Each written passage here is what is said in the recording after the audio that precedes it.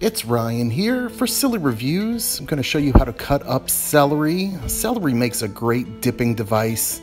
0 calories, mostly just water, and it's kind of stringy to grind through your intestines, pull out that gunk. We're going to use a little curvy knife here. Now, if you have a piece of celery that has kind of a dark spot on it, just go ahead and peel those off, no problemo. Then you want to cut them up into fun size dipping sticks for any type of dip that you enjoy, whether it's a spinach dip, could be some type of hummus, it's great.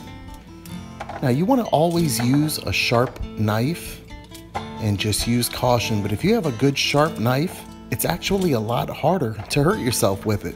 I like my cuts to be around 3 inches or so, gives you a good double dip. If you're enjoying the dip by yourself, if you're sharing a dip, please don't double dip. Put those in a container like so, kind of getting full.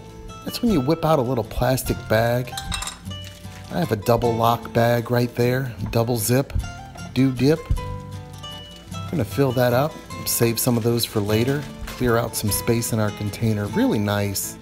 That's a really, really good way to save a healthy snack or a dipping device.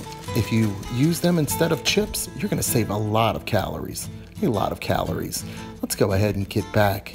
Let's go ahead and get back to the cutting. This is how you cut celery. Now, I told you I like 3 inches. That's just what I'm used to. I grew up my entire life with 3 inches, but you can make them 2 inches. You can make them 6 inches.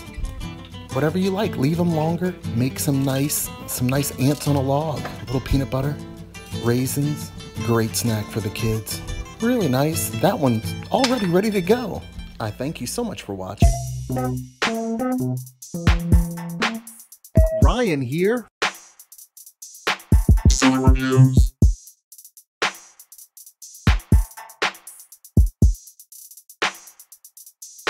Silly Reviews.